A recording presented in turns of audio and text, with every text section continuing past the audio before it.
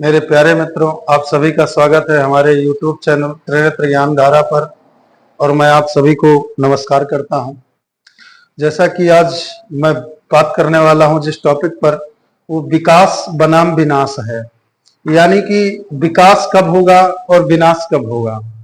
तो देखिए, आप सभी जानते हो कि विकास जो करती है वो प्रकृति करती है, मनुष्य के बस में कुछ भी नहीं है।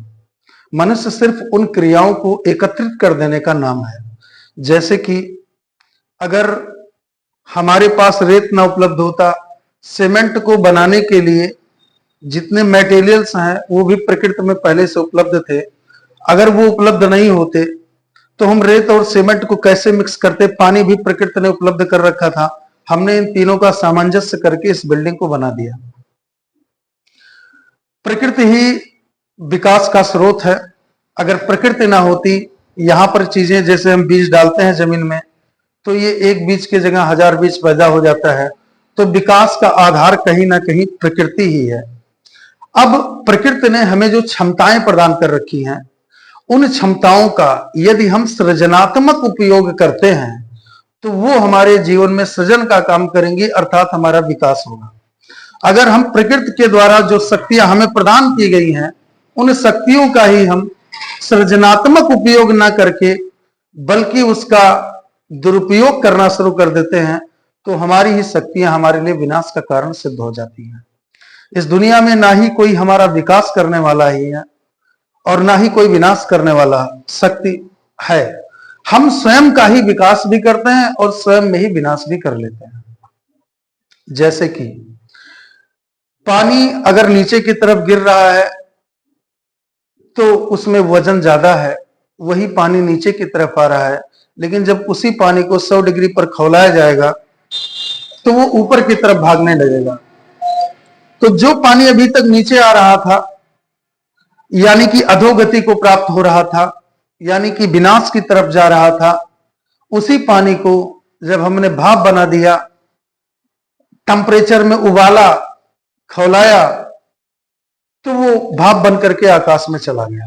और वही फिर मेघाच्छादन होगा, संघनन की प्रक्रिया होगी, फिर वही अमृत रूपी जल के रूप में ये प्रकृति हमें पुनः जिस जगह पर पानी नहीं है, नदियां नहीं है, उस जगह पर पानी बारिश के रूप में उपलब्ध करवा देगी। तो अर्थात हमारे द्वारा किए गए कार्य ही, जैसे हमने पानी को खौलाया, अब पानी खोलने का काम प्रकृति स्वयं कर लेती है, क्योंकि सूर्य है, गर्मी है, यहाँ पर उस गर्मी से भाप बनकर पानी ऊपर गया। बट आपके अंदर जो शक्तियां हैं, मैं अब इस पर घूम रहा हूं, इन शक्तियों का सृजनात्मक उपयोग करने के लिए हमें भी अपनी शक्तियों को ऊपरिगामी बनाना होगा। ये शक्तियां ऊपर की तरफ चले, ब्रह्मांड की तरफ चलें, अर्थात हमारे मस्तिष्क की तरफ चलें, तो निश्चित तौर पर हम इसका शक्तियों का सृजनात्मक उपयोग कर रहे हैं और हमारा विकास होगा। इसको और डीपली समझाने के लिए, जैसे कि कोई भी व्यक्ति अगर स्वस्थ रहना चाहता है तो श्वास की जो प्रक्रिया है, अगर कोई भी इंसान इस श्वास की प्रक्रिया को समझ करके और इसके ढंग से श्वास लिया जाए, एक पैटर्न के हिसाब से श्वास लिया जाए, तो मेरा यह दावा है, और यह दावा एक खोखला दावा नहीं है बल्कि इसके साथ अपने जीवन का अनुभव भी है, कि कोई भी व्यक्ति जीवन में किसी भी प्रकार की बीमारियां उसके लाइफ में नहीं हो सकती, किसी भी प्रकार का उसे कष्ट नहीं हो सकता है। क्योंकि क्या होता है कि हम सभी लोग हर चीज, श्वास भी लेते हैं तो नाक से ऊपर भर लेते हैं, खाना भी लेते हैं तो ऊपर से नीचे की तरफ जाता है, हर चीज हमारा ऊपर से नीचे की तरफ ही जा रहा है। पानी भी पिए तो ऊपर से नीचे की तरफ जा रहा है, विचार भी हमने देखा तो ऊपर से नीचे की तरफ जाता है। कहीं ना कहीं, जैसे मान लिया आपने अच्छा विचार शुरू किया, किसी के बारे में चेहरे को देखा, किसी का चेहरा अच्छा दिखा आपको, तो अच्छा दिखना ये आपका हाई लेवल का विचार है। लेकिन जैसे जैसे उस अच्छा दिखा, उसमें हम नीचे डूबते जाते हैं, उस विचारों में हम उसके साथ तल्लीन होते जाते हैं, उसके साथ और सारी फीलिंग आने लगती है कि अब ये अगर प्राप्त हो जाए तो इसके साथ ऐसा करेंगे, वैसा। विचार भी निम्न गति में जाने लगते हैं। जो भी चीज आप शरीर में डालोगे वो प्रकृति का काम है नीचे खींचना, क्योंकि प्रकृति के पास में ग्रेविटेशन पावर है, गुरुत्वाकर्षण शक्ति है, तो हर चीज नीचे की तरफ जा रही है। लेकिन योग एक ऐसा सिस्टम है कि जिसको व्यक्ति अपना करके मैंने भी अपने जीवन में इसे अपनाया है कि इससे शक्तियों का जो संचालन है वो ऊपरगामी होने लगता है, ऊपर की तरफ होने लगता है। तो जो श्वास लेने की सही प्रक्रिया है मित्रों, वो ये है, महर्षि पतंजलि ने योग में सिद्ध किया और उसको बताया भी है कि श्वास जब भी लिया जाए तो अंदर आने वाली श्वास की तरफ कोई ध्यान न दिया जाए, वो जैसे आ रही है वैसे उसे आने दिया जाए।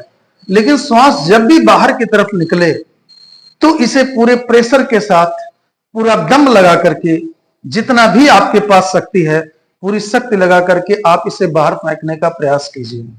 जब आप इसे बाहर फेंकेंगे तो पूरी श्वास को तो हम बाहर फेंक ही नहीं सकते हैं, पूरे प्राण को हम बाहर फेंक ही नहीं सकते हैं, ये हमारी क्षमता ही नहीं है। लेकिन जब हम श्वास को बाहर फेंकते हैं तो चीजें धीरे धीरे ऊपर की तरफ आने शुरू हो जाती हैं। जब श्वास को आप अंदर की तरफ खींचोगे तो आपकी शक्ति ऑटोमेटिक नीचे की तरफ भागना स्टार्ट करेगी और वीर्य के रूप में बाहर की तरफ, क्योंकि प्रकृति का काम है ये सृष्टि चलती रहे। तो प्रकृति तो इस चीज में यकीन रखती है कि हर व्यक्ति अपने ही तरह एक नए व्यक्ति को जन्म दे दे। प्रकृति इससे मतलब नहीं रखती है कि आप महान हो या आप दरिद्र हो या आप सुखी हो या दुखी हो। प्रकृति का एक ही काम है कि ये सृष्टि सतत चलती रहे, और सृष्टि सतत चलने रहने का मतलब है कि एक मरे और दूसरा पैदा हो। तो दूसरा पैदा होते ही व्यक्ति की मृत्यु स्टार्ट हो जाती है। जैसे ही ये वीर्य अधोगामी होने लगता है व्यक्ति की मृत्यु स्टार्ट हो जाती है। आप सभी जानते होंगे, अभिमन्यु को एक प्रसंग भी मैं दे रहा हूं। अभिमन्यु, भगवान कृष्ण स्पष्ट बताते हैं कि अगर अभिमन्यु, जिसने महाभारत में युद्ध किया था, अर्जुन का पुत्र, वो अपनी पत्नी उत्तरा के साथ में उस दिन संभोग करके गया था, अगर वो संभोग न किया होता, शास्त्र ये कहता है, तो निश्चित तौर पर उसे उन 7 महारथियों की औकात नहीं थी कि वो घेर करके अभिमन्यु को मार पाते।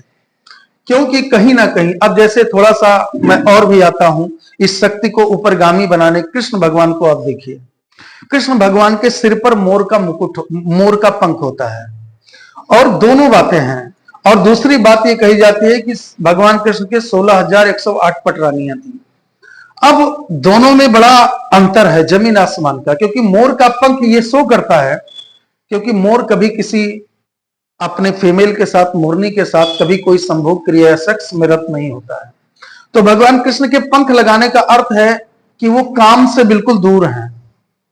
और दूसरी बात में ये भी सुनने में आता है कि 16,108 पटरानियां उनके थी। तो ये दोनों बातें बिल्कुल अलग प्रतीत हो रही हैं कि कोई व्यक्ति जिसके 16,108 रानियां हो, वो कैसे ब्रह्मचर्य को या कैसे अपनी शक्ति को ऊपर ले जा सकता है। तो देखिए, जब ये शक्ति ऊपर की तरफ जाती है, जब वीर ही आपके इस नाभिक केंद्र में जलता है और ये जल करके वाष्प के रूप में ऊपर की तरफ जाता है, जब ऊपर की तरफ बढ़ती है तो इसे ही कुंडलनी जागरण कहते हैं। और ये शक्ति इतनी प्रभावशाली होती है कि हमारे सभी वृक्ष को बीच में, प्राण बीच में चलता है। देखिए, 2 नाड़ियों से, जो 2 नाक है, इससे आपकी श्वास आती जाती है, लेकिन इस श्वास के साथ में प्राण भी जाता है। तो प्राण कहीं ना कहीं हमारे इन दोनों नाड़ियों से, चूंकि श्वास फिर वापसी आ जाता है, लेकिन प्राण हमारे अंदर ही रह जाता है, वो वापसी नहीं आता है। तो वो हमारी तीसरी नाड़ी जो बीच में है, सुषुम्ना नाड़ी, उसमें चला जाता है। अब योग के जरिए इस सुषुम्ना नाड़ी को जब भी व्यक्ति एक्टिव करता है और इस प्राण के वेग को ऊपर की तरफ फेंकने का प्रयास करता है, तो ऑटोमेटिक ये वाला क्षेत्र ऑटोमेटिक विकसित होने लगता है। बुद्धि, ब्रेन के सारे न्यूरॉन्स खुल जाते हैं, शरीर में अद्भुत क्षमताएं आ जाती हैं। प्रकृति का हर कण, हर जर्रा जर्रा आपके कहना को मानना स्वीकार करने लगता है। आप जैसा चाहते हो प्रकृति में वैसे ही घटनाएं घटित होने लगती हैं। यानी कि आप स्वयं ईश्वर के तुल्य बन जाते हो, आप स्वयं ब्रह्म हो जाते हो। आप ब्रह्म हो भी, इसमें कोई शंका नहीं है, आप स्वयं ही ब्रह्म हो। जिस दिन आपको अपना स्वयं का ज्ञान होगा, इन श्वासों पर मंथन चलेगा, आप अपने इस ऊर्जा को जो नीचे की तरफ भाग रही है, इसे ऊपर की तरफ आप फेंक पाएंगे। उस दिन आप जान पाएंगे कि भगवान, जिस भगवान को मैं मंदिर मस्जिद में भटक रहा था, ढूंढ रहा था, चर्च और गिरजाघर में, वो कहीं और नहीं है बल्कि मेरे अंदर ही है। और मेरे अंदर ही नहीं बल्कि मैं स्वयं ही भगवान हूं। जिस दिन आपको भगवान का असली स्वरूप समझ में आएगा, उस दिन आप किसी और की पूजा नहीं करोगे, खुद की ही पूजा करोगे, खुद को ही रिस्पेक्ट दोगे और हर प्राणी में जिसमें जीवन है उसका आप सम्मान करना स्टार्ट कर दोगे। तो इस प्राण को ऊपर की तरफ ले जाने के लिए मैं सिर्फ एक छोटी मोटी विधि, चूंकि मैं यहां पर इस वर्दी में हूं, पैंट शर्ट में हूं, तो मुझे कोई भी बाबा या जोगी या तांत्रिक या योगी व्यक्ति नहीं समझेगा, वो मानेगा ही नहीं कोई। क्योंकि आज के डेट में जो ये बेस का चल रहा है, बिना भेष के आप मानोगे ही नहीं कि ज्ञान भी है। लेकिन एक बात मैं आपको बताऊं मित्रों, कि ज्ञान जैसे बुद्ध जी गए तो उनके पास कोई शास्त्र नहीं था, कोई किताबें नहीं थी। भगवान जब व्यक्ति बनना चाहता है, जब दो चीजें होती हैं, एक आप भगवान बनना चाहते हो या दूसरा आप ज्ञानी बनना चाहते हो। तो ज्ञानी बनना, तो यहाँ के जो जानकारियां हैं, जो सूचना है, उसे एकत्रित करके आप ज्ञानी बन सकते हो। उसके लिए किताबों की आवश्यकता होगी, गुरु की आवश्यकता होगी, माध्यम की आवश्यकता होगी। लेकिन यदि आपको भगवान को पाना है, यानी स्वयं भगवान बनना है, तो आपको किसी माध्यम की आवश्यकता नहीं है, बल्कि अपने अंदर जितने ज्ञान गए हुए हैं, जितने विकार गए हुए हैं, उनको खाली करने की जरूरत है। आपको विनम्र बनने की जरूरत है। ईसा मसीह जी का एक अच्छा वाक्य है कि मेरे ईश्वर के दरबार में वही प्रवेश पा सकता है जो बच्चों की भांति आए। भगवान श्री कृष्ण भी अर्जुन को परम ज्ञान देने के बाद में लास्ट में ये कहते हैं हे अर्जुन, हमारे द्वारा जितने भी ज्ञान तुम्हें दिया गया, भक्ति योग, ज्ञान योग, कर्म योग, इन तीनों योगों के सुनने के बाद में भी यदि आपके मन में कोई प्रश्न हो तो आप पूछ सकते हो। तो अर्जुन वहां पर जवाब देते हैं, कहते हैं प्रभु आपने इतना ज्ञान दिया, आप तो हमें कुछ पूछने की आवश्यकता नहीं है, लेकिन यदि आपको लगता है कि कोई प्रश्न शेष रह गया तो उसका उत्तर आप दे दीजिए। तो भगवान श्री कृष्ण कहते हैं अर्जुन, जो मैंने ज्ञान दिया, ध्यान योग, कर्म योग और भक्ति योग, ये सब शून्य है। तो अर्जुन जी कहते हैं कि प्रभु चौंक जाते हैं कि ये सब शून्य है, तो आखिर सत्य क्या है? तो कहते हैं जितना भी मार्ग है मेरे तक ही पहुंचने का मार्ग है, लेकिन ये सारे मार्ग से मैं मिलता नहीं हूं, बहुत कठिनाई आती है। एक मार्ग है जिससे मैं बहुत आसानी से मिल जाता हूं। अर्जुन ने पूछा प्रभु तो फिर वो मार्ग बताइए। तो भगवान ने कहा हे अर्जुन, जिस तरह से एक बालक किसी जंगल में गया हुआ है, छोटा सा नन्हा सा अबोध सा बालक, घर से खेलते खेलते खेत में पहुंच गया जहां पर तमाम कांटे हैं, तमाम मैले पड़े हुए हैं, उसमें जाता है, गिर जाता है, कांटों में फंस जाता है, उसके पूरे शरीर कांटों से चुभ गए, पूरे शरीर में गंदगी लगी है, वो दर्द से व्याकुल है, चिल्ला रहा है, और वो दर्द से व्याकुल होकर तड़प करके जिस वेग से, जिस भावना से अपनी मां की तरफ वो रोते हुए भागता है, उसी भावना से अर्जुन मेरी तरफ आना होगा और मैं तुरंत एक मां की तरह आपको गोद में उठा लूंगा और आपको तुरंत निर्मल और परम पवित्र बना दूंगा। तो भगवान श्री कृष्ण स्वयं योगेश्वर थे और उनकी ये जो 16,108 पटरानियां हैं, ये शो करता है मोर का पंख की उनकी सारी ऊर्जा ऊपर की तरफ जा रही थी, सिर की तरफ जा रही थी, ब्रह्मांड की तरफ जा रही थी, ना कि इस जनेंद्रियों की तरफ जा रही थी। और जिस भी व्यक्ति की ऊर्जा इस तरफ चली गई, वो किसी भी व्यक्ति को कुछ दे या ना दे,